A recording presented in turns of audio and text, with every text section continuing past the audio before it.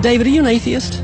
Yes. When did you become an atheist? Around age 12. Believing in God makes no sense. To me, it's the dumbest thing. It's for people that can't accept the fact that they're going to die and rot in the ground like I'm going to do, and it gives them some relief from that thought, because it's not the nicest thought in the world. Are you an atheist?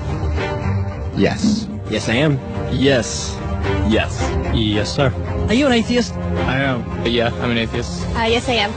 Alex, do you believe in God's existence? No, I do not. How long have you been an atheist? I would say probably since I was about 15 years old. So you don't believe in the existence of God? No, not really. What happened when you were 15? I started questioning things, and I really just started to think about the logic behind everything. For the most part, we are not shown the evidence for there being a higher power. If we were, I almost guarantee that almost every atheist would immediately agree to there being a higher power. Are you atheists? Yes. Why?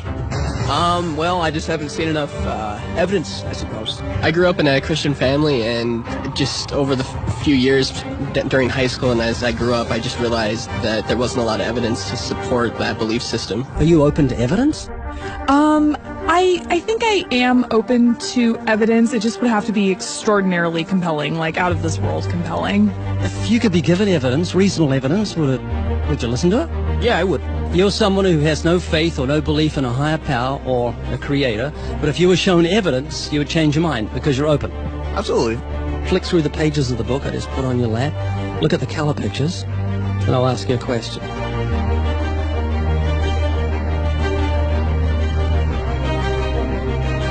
Do you believe that book could happen by accident, that nothing produced the color pictures in the book, that red, orange, yellow, green, blue, indigo, violet ink fell from the sky and formed itself into those beautiful pictures, and then black ink fell from the sky, or from nowhere, and formed itself into coherent words and sentences, capitals and periods and commas, making sense, page numbers fell from the sky, all in order, and then it bound itself and formed itself into a cover with artwork, and there we have a book. Obviously, intelligent design designed the book. Wouldn't that be correct? Yeah. Can you see where I'm going with this? Yeah. Tell me, what is DNA? What is it? Deoxyribonucleic acid.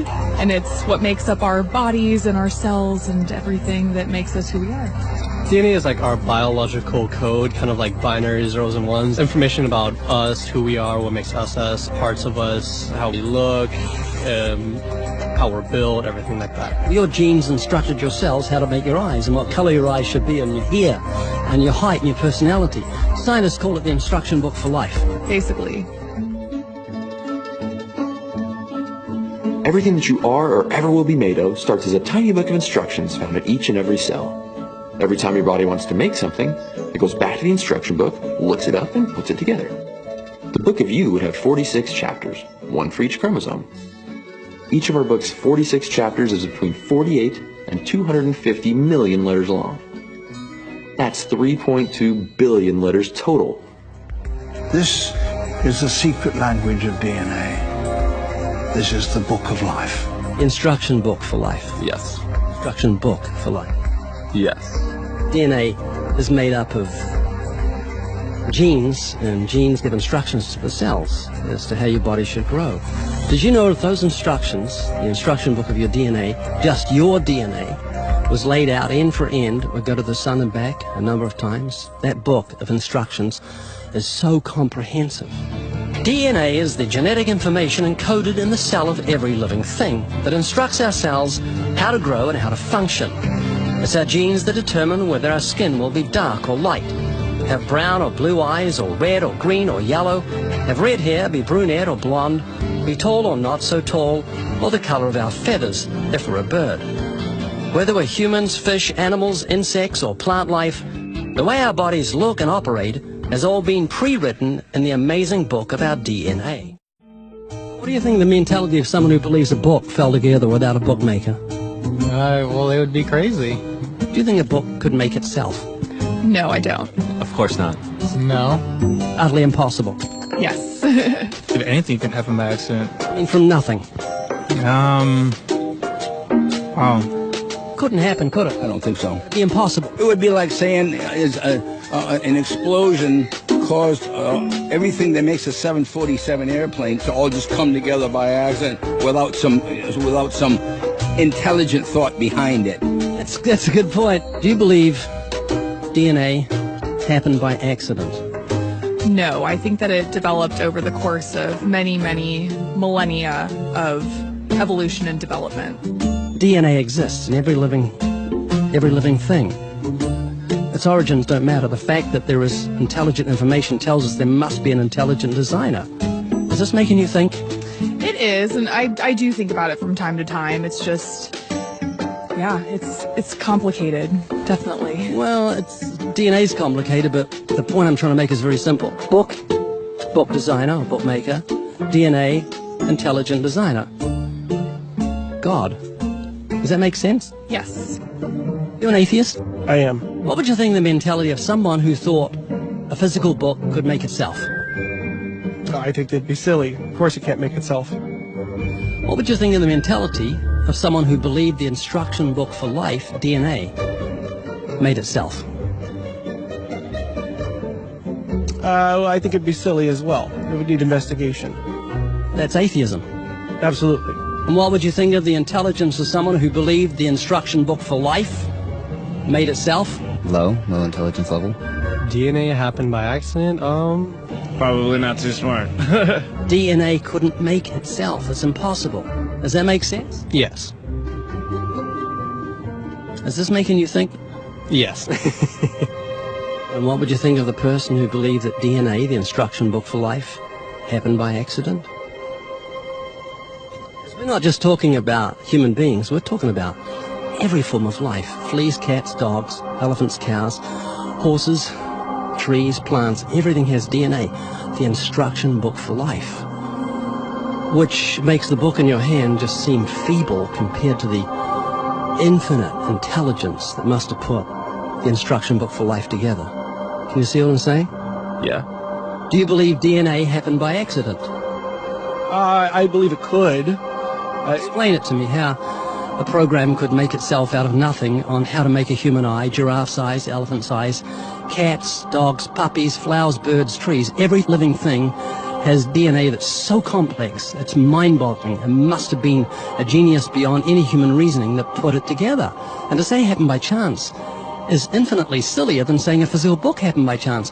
All I'm doing is reasoning with you. I'm not arguing. I don't want to win an argument. I'm just saying I want you to concede something that's absolute common sense. You're an atheist, so you believe the scientific impossibility that nothing created everything. I mean, it can't be nothing. We all have to start from some point. I wouldn't say nothing created it. There had to be something there in the beginning. You like Richard Dawkins, don't you? Well, I mean, yeah, I like him. Do you believe nothing created everything, a scientific impossibility, which is what he believes? You don't believe in a creator of all things? If he says that, I think it's a very strange thing to say. Well, he says it. It's insane. Nothing can't create anything because it's nothing. There has to be something in the beginning. Nowhere in our history of human reality has something kind of just appeared out of nowhere. Do you believe that nothing created everything?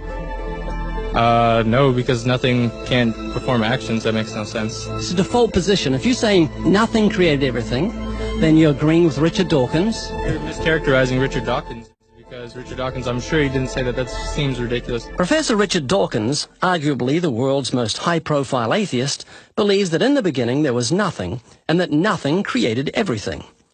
As he attempts to justify this belief, admitting that it defies common sense, the learned professor calls nothing something. Watch the reaction of his audience. Of course it's counterintuitive that you can get something from nothing. Of course common sense doesn't allow you to get something from nothing.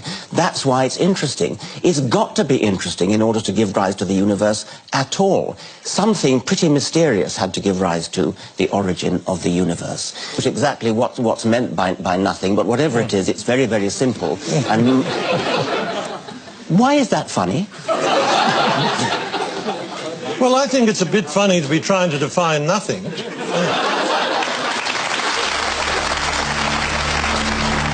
Richard Dawkins, I'm sure he didn't say that. That seems ridiculous.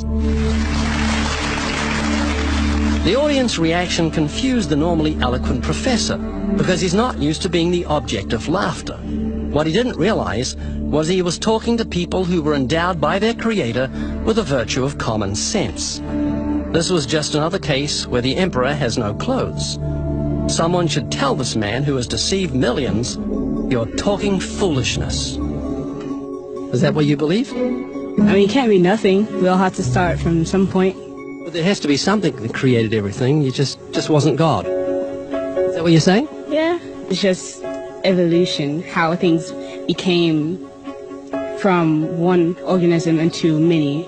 But that doesn't solve your dilemma of the initial cause.